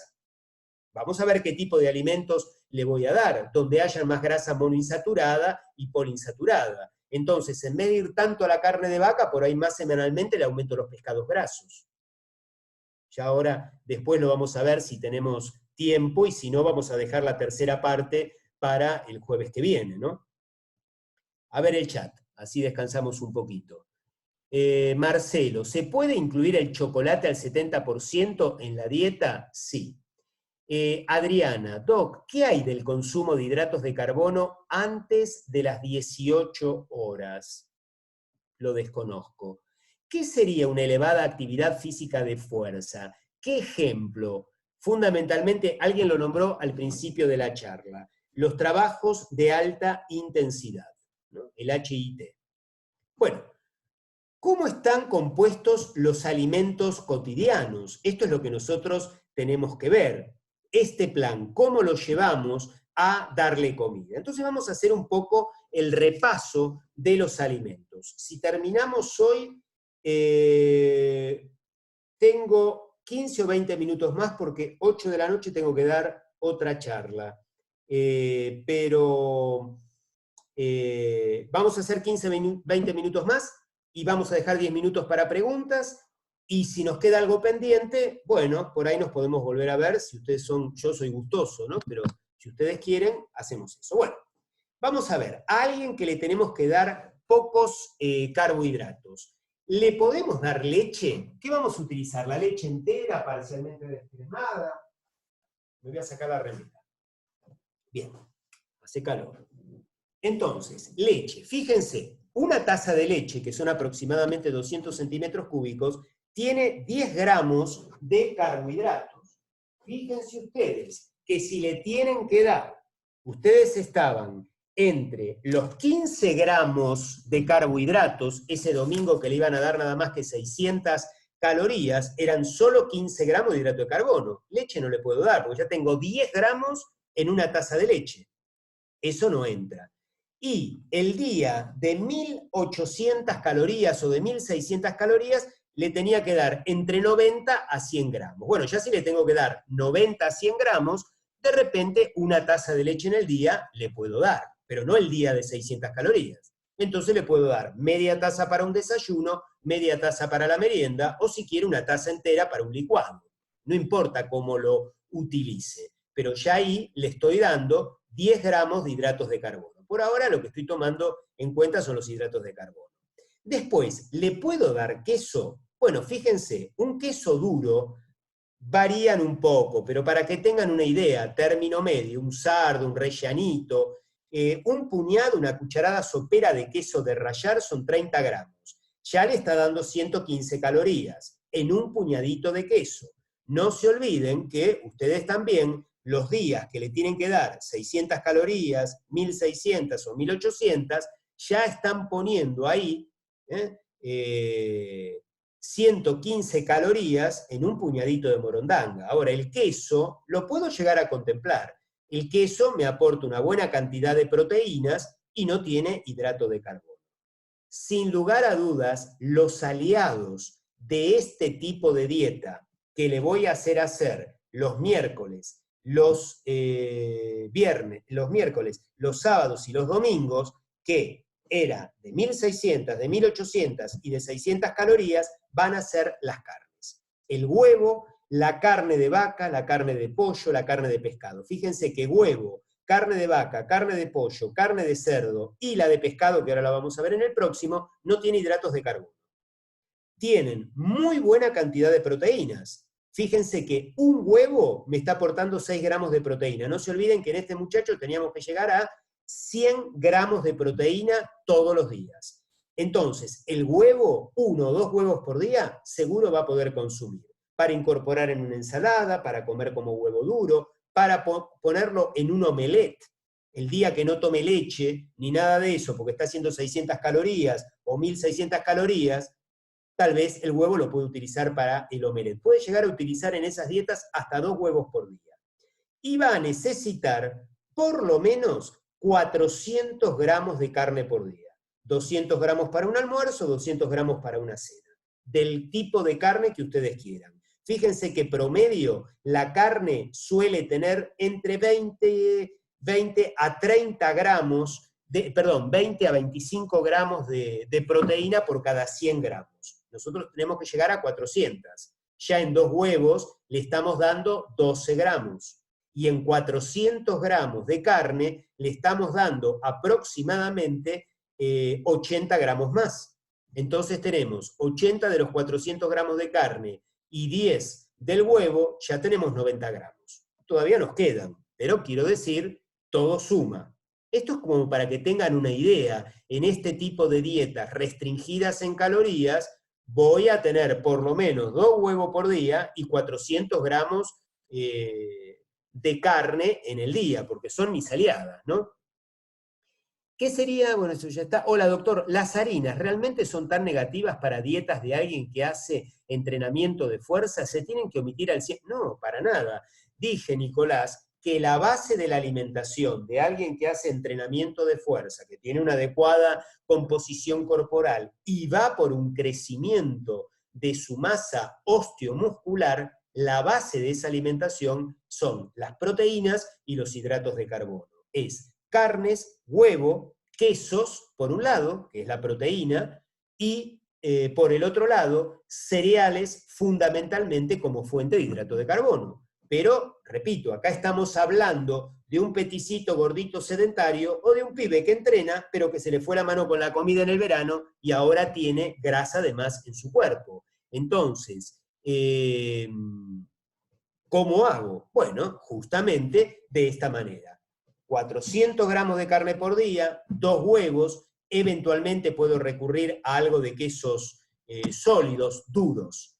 No se olviden de las vísceras. Riñón, mondongo, mollejas, porque cuando esto se tiene que prolongar durante 2, 3 meses, uno se termina aburriendo, ¿no? Entonces puede variar un poco. Fíjense, en el caso de los riñones, o por ejemplo del mondongo, de las mollejas, tienen un aporte proteico muy importante. El hígado también aporta mucha más proteína que la carne o que las vísceras, pero tiene bastante carbohidrato. Y nosotros sabemos que vamos a oscilar entre 15 a 100 gramos de carbohidratos. El hígado tal vez lo vamos a utilizar una vez al mes, para aquel que le gusta el hígado. Pero fíjense, en el caso del mondongo y las mollejas, la cantidad que tienen de grasa monoinsaturada. Es interesante, esa la podemos contemplar, las mollejas tal vez una vez a la semana como comida, ¿no? Dentro del plan alimentario. Obviamente va a ser una porción chica, de 100 gramos. Los pescados, siempre vamos a elegir pescados grasos, y va a tener que consumir por lo menos medio kilo de pescados grasos por semana. Si es posible, medio kilo de pescado graso por semana da para 2 comidas en la semana. Lo ideal es que se haga 4 comidas a la semana, con salmón o con trucha. También puede incluir el surubí y el dorado. Fíjense que los pescados, en general, tienen el mismo aporte de proteínas que la carne de vaca, cerdo, pollo. Entonces, creo que en este tipo de dietas es mejor consumir más pescados grasos durante la semana que carne de vaca, de pollo, de cerdo o de pollo, cerdo, vaca y nada más. Entonces es preferible en la semana, ¿qué tengo que comer más? ¿Carne de vaca o carne de pescado? Sin lugar a dudas, carne de pescado. Me va a aportar mucha grasa, porque fíjense que tienen un aporte interesante de grasa, pero es grasa monoinsaturada y poliinsaturada. Esto tiene que ver con lo que le decía al principio. Estas dietas son dietas que tienen una cantidad de proteína un poco por encima de lo que se aconseja, eso no quiere decir que no sea saludable, pero va a tener mucho menos hidrato de carbono, pero va a tener más grasa, pero la grasa la selecciono. Yo acá no les estoy hablando de manteca, por ejemplo, que no estaría mal. Les estoy hablando de pescados grasos y les estoy hablando de vísceras. A ver, ¿es real que podemos asimilar hasta 50 gramos de proteína por día? No.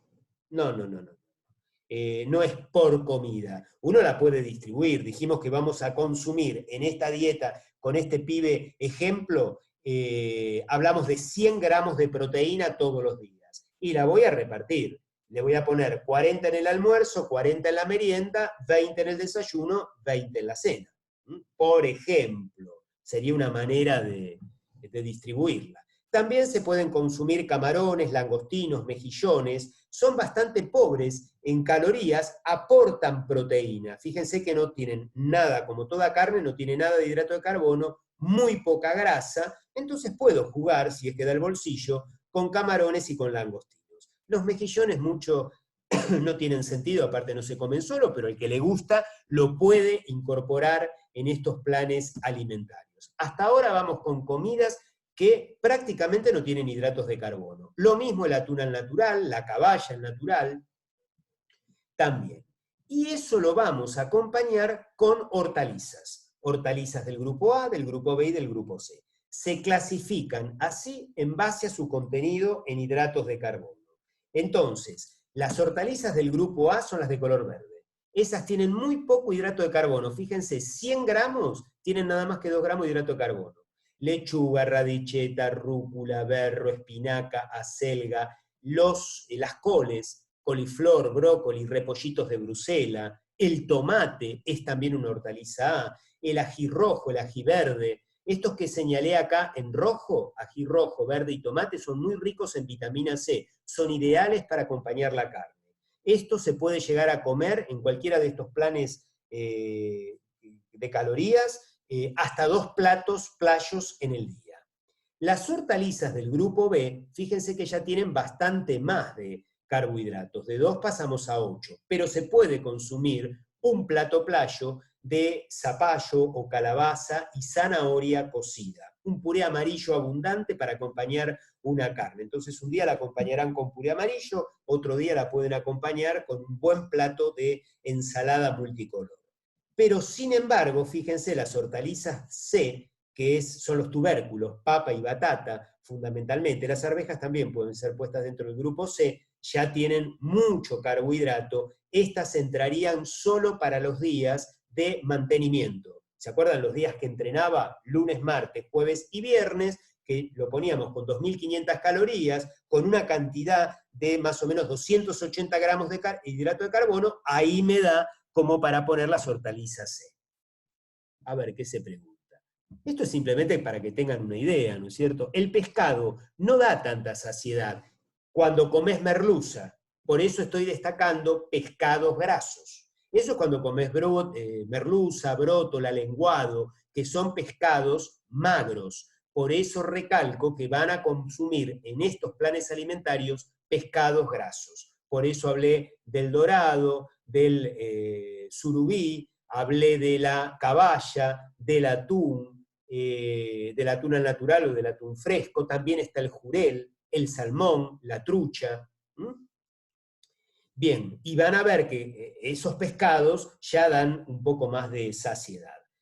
Frutas. Las frutas contienen una cantidad importante de carbohidratos. Frutas en este tipo de planes alimentarios, salvo los días que tienen las 2.500 calorías, que tienen una dieta de mantenimiento, ahí se pueden sumar 2 frutas del tamaño de una pelota de tenis. En realidad, las frutas frescas, me estoy refiriendo, no aportan mucho más que las hortalizas del grupo A. Y la diferencia está en que las hortalizas del grupo A casi no tienen hidrato de carbono y las frutas tienen mucho hidrato de carbono. Y dentro de las frutas vamos a preferir los cítricos, porque los cítricos tienen bastante menos hidratos de carbono que las frutas, por ejemplo, del verano, como puede ser el durazno, las ciruelas, pero peras y manzanas también tienen bastante carbohidrato. Fíjense, por cada 100 gramos estamos en 20 gramos de hidratos de carbono aproximadamente, mientras que el melón cáscara verde tiene nada más que 5 gramos.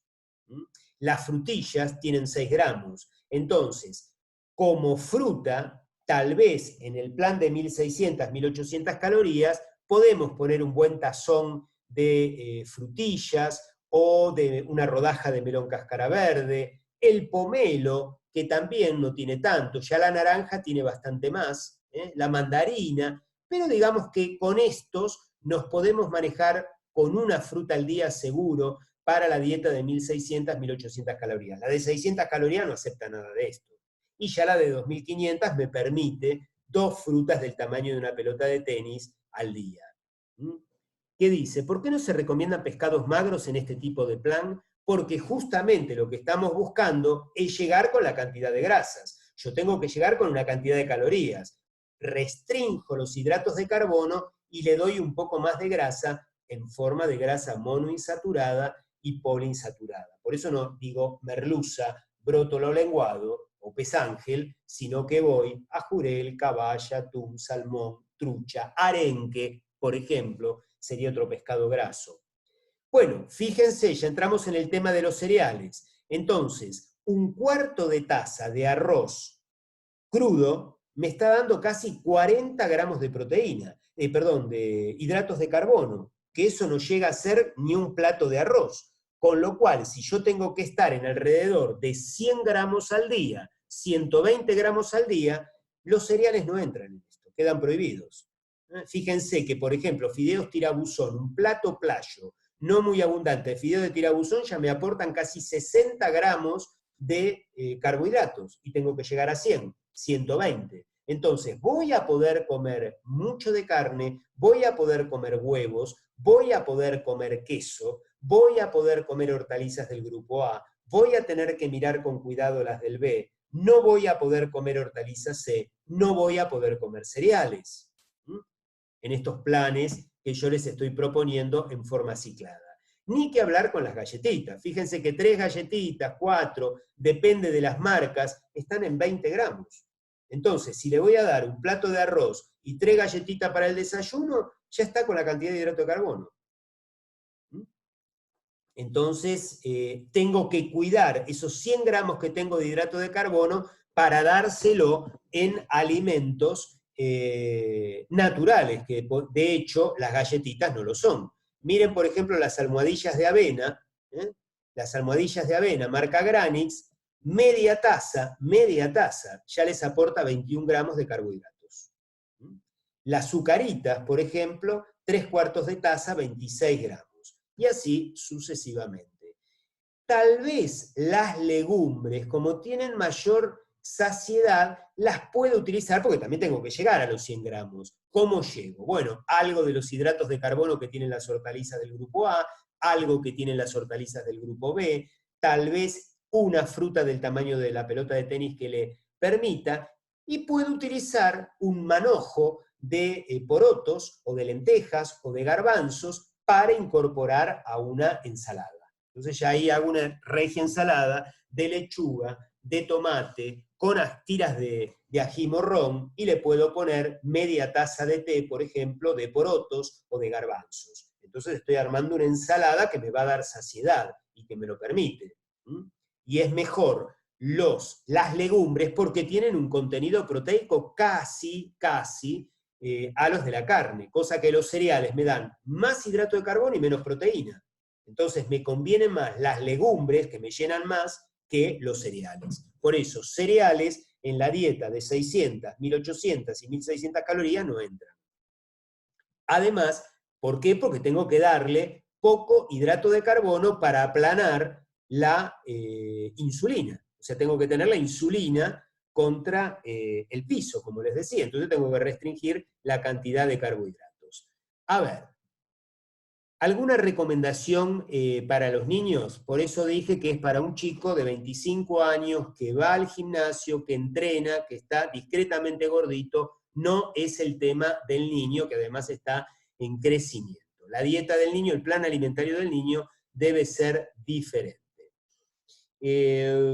Dice, y para mayores de 60 años, ningún problema, porque esto respeta justamente la masa magra. Así que a un mayor de 60 años, estos tipos de dieta con el entrenamiento de fuerza, bien trabajado, sería lo ideal. También le puedo incorporar, en cantidades limitadas, las frutas secas, pistachos, almendras, nueces. Fíjense que tienen pocos carbohidratos, tienen un aporte en 10 unidades, tengo, por ejemplo, 10 unidades, 10 almendras, me aporta nada más que 2 gramos de hidrato de carbono. Sin embargo, me da 4 gramos de proteína, y además me da una cantidad de grasa monoinsaturada y poliinsaturada interesante, porque tengo que llegar al aporte calórico con la grasa, no con el hidrato de carbono, pero le voy a dar fundamentalmente grasa monoinsaturados y poliinsaturados, o sea que los frutos secos los voy a incorporar como una colación, por ejemplo, en algún momento que pueda tener hambre. Algunos alimentos no los voy a decir ahora porque no tiene sentido, por ejemplo, pasta de maní, que no lo vamos a ver. Pasta de maní, leche de almendra también, da para otra charla. En la dieta vegana, dice Mariana, si no como cereales, las semillas y frutos secos complementan los aminoácidos de las proteínas, sí, los llegan a completar, pero los veganos, salvo que se trate tal vez de un vegano o vegana celíaco, ahí es un problemón. La clase pasada, dice Julia, hablaste de no combinar cereales con proteínas porque era como untar dulce de leche a un bife. Que no recuerdo si hablé del dulce de leche específicamente, no, pero eso es cuando se calienta. Eso es cuando se cocinan juntos y se calientan. Por separados, sí porque yo me puedo hacer, supongamos, una polenta a la cual le voy a poner trozos de carne. La polenta la hago por un lado, la salsa con la carne la hago por el otro. Y eso lo junto y lo puedo comer sin ningún problema. Una lenteja con carne, un guiso de lentejas, la carne la hago aparte, la lenteja por otro lado, y llega el momento que lo uno y lo sirvo. Ahí no hay problema. Distinto es someter la leche a alta temperatura, revolver hasta que se haga dulce de leche, que eso es lo que habíamos hablado la vez pasada, que es un veneno, porque da lo que se llama la glicación de las proteínas. Por eso había dicho que la carne, la mejor manera de prepararla era al vapor, que no es gustosa, pero el asado, la carne al horno, la vamos a dejar de lado. La carne nunca tiene que ser quemada, nunca con costra. Bien cocida, pero no con costra. Bueno, Seguimos adelante a ver con qué nos encontramos, ya vamos terminando. No, esto es para comparar cómo son las nueces, qué virtudes tienen las nueces, las almendras, las avellanas, los pistachos. Tal vez de todos estos, los más interesantes sean las almendras y las avellanas. Fíjense las avellanas, la cantidad de grasa monoinsaturada, como el aceite de oliva, ¿no?, que tienen, y las almendras también. Y algo también los pistachos. Las nueces tienen más que nada grasa poliinsaturada omega 6. O sea que si tengo que elegir de frutas secas, me voy a ir más a almendras, avellanas y pistachos. No es que esté mal la nuez, las nueces. Pero almendras y avellanas y pistachos me gustan más que las nueces. Después hay diferentes tipos de nueces. Bueno, creo que con esto tienen un pantallazo. Después tenemos las semillas, esto va más para los veganos, pero una persona que no es vegana también puede incorporar como suplemento de grasa poliinsaturada omega 3 y omega 6 semillas de sésamo, de lino, de zapallo, de chía. Fundamentalmente son muy importantes porque tienen una buena relación omega 6, omega 3, la chía y el lino. Entonces uno puede utilizar en cualquiera de estas dietas, no en la de 600 calorías, pero en la de 1800, 1600, por ejemplo a las ensaladas o a caldos naturales de verdura, ahora que viene el invierno, se le pueden agregar semillas de lino y de chía. Si quieren también pueden utilizar sésamo y zapallo, pero ojo porque aportan también, si bien es poco, tienen una interesante cantidad de hidratos de carbono. Pero de esto que pueden consumir, 2 cucharadas soperas al día, más no se consume, pero aporta grasa omega 3, que no es poco decir, ¿no? Que pregunta por acá, Romy dice, ¿las semillas hay que picarlas para mejor aprovechamiento? Bueno, claro, esto da para otra charla. Por supuesto, las semillas de lino hay que dejarlas en remojo un par de horas antes de consumirla. Las semillas de sésamo, por ejemplo, hay que triturarlas en un morterito. Las semillas de chía preferentemente también. O sea, tienen una preparación muy sencilla, previa, pero son alimentos a tener en cuenta. No dan saciedad ni nada, pero aportan una cantidad de grasa omega 6, omega 3 y algunas de monoinsaturada que mezclar estas semillas con frutos secos para tomar como una colación 2 veces al día, la verdad, en el momento que tengan hambre, lo pueden consumir. Y no quiero dejar de lado palta y aceitunas, que van a ser otros aliados para estas dietas más pobres en hidratos de carbono y un tanto más ricas en grasa. La palta, una unidad chica, tiene poco de hidrato de carbono, pero aporta bastante grasa, que la vamos a necesitar para llegar al valor calórico. Y las aceitunas son mejores que la palta. Fíjense que 4 unidades aportan una cantidad muy... Si yo les diera, por ejemplo, 100 gramos de aceitunas, que serían unas 20 aceitunas al día, son casi igual que la palta. Pero se pueden preparar, por ejemplo, una crema, pueden batir palta con aceitunas, con un chorro de aceite de oliva, la pasan por una Moulinex y le queda una crema que también pueden salpimentar para acompañar las carnes. Entonces fíjense la cantidad de cosas que pueden consumir en una dieta de 1600, 1800 calorías. Entonces este es el plan alimentario, no sé si los orienté, traté de que sepan que es a base de carnes, de huevos, de frutos secos, de semillas, dentro de las carnes fundamentalmente los pescados grasos, hortalizas del grupo A, algo de hortalizas del grupo B, cereales no entran prácticamente, frutas poco o nada, más que nada los cítricos, melón y frutilla fundamentalmente, y legumbres muy contadas, pueden consumirla todos los días como para incorporar, por ejemplo, una ensalada o un caldo. Y aceites, ¿qué aceites consumir? ¿Qué aceites consumir? Y acá viene, bueno, ¿cuáles son los mejores aceites? Para mi gusto, desde el punto de vista, no para el gusto, sino desde el punto de vista de la salud, el mejor aceite, sin lugar a dudas, es el aceite de canola. El aceite de canola tiene una cantidad de ácidos grasos monoinsaturados muy interesante y tiene una relación omega 6, omega 3 muy interesante. Todo esto da también para una charla, tiene bastante vitamina E, que es un antioxidante. El aceite de canola para usar en crudo sería el mejor aceite. Luego podemos hablar también del aceite de oliva, es otro aceite que pueden utilizar. El aceite de coco también es un aceite que se puede utilizar, es un aceite especial, sirve para frituras, por ejemplo, porque tiene un alto punto de humeo, no se quema fácilmente, y tiene una grasa saturada. Fíjense que prácticamente el aceite de coco es todo grasa saturada, pero son ácidos grasos de cadena corta y media que hasta son saludables. Así que los que más utilizamos, que son el de girasol, precisamente es el menos indicado. No es que haga mal, pero hay muchos mejores que el aceite de girasol. Está el aceite de canola a la cabeza, el aceite de oliva y hasta el aceite de coco. Así que creo que respondo a la pregunta que me estaban haciendo. Bueno, creo que con esto terminamos con la exposición, pero vamos a hacer por lo menos 5 minutos, 10 para hablar. Dice Adriana, ¿y cómo se maneja la necesidad de comer algo dulce si restringimos las frutas?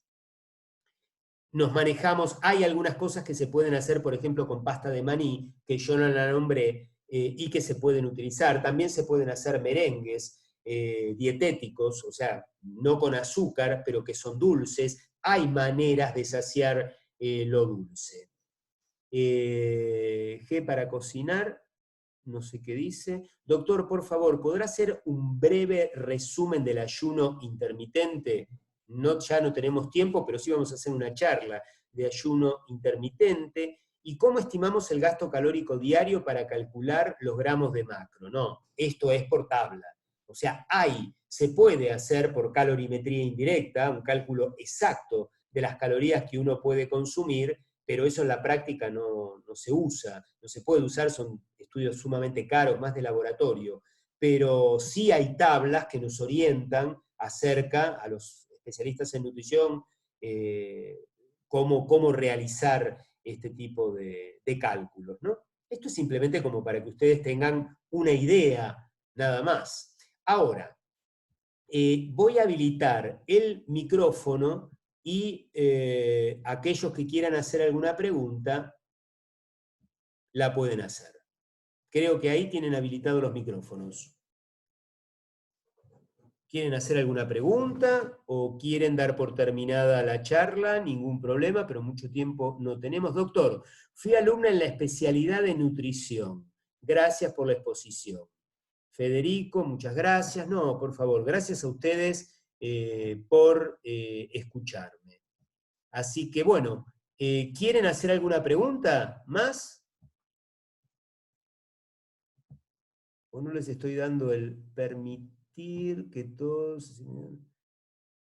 A ver. Bueno. El primer tomo. ¿Lo he leído? Bastante. ¿Cómo dice...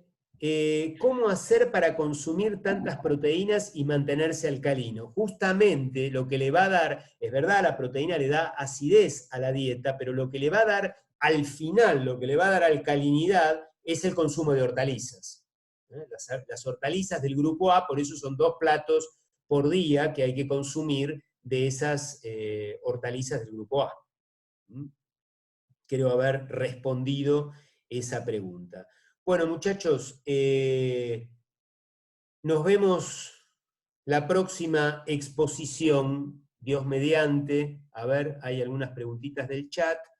Muchísimas gracias, doctor, siga haciendo estas charlas que son buenísimas. Gracias, Romy, Pato, todos gracias. Bueno, la verdad, gracias a ustedes. Así que bueno, nos estamos viendo la próxima, probablemente yo ya la voy a publicar.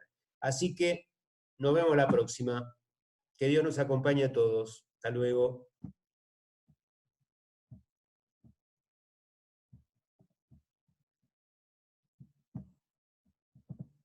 Pero no los puedo dejar, ¿eh?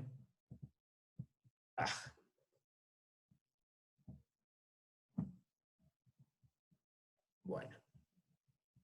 No me deja ir la máquina.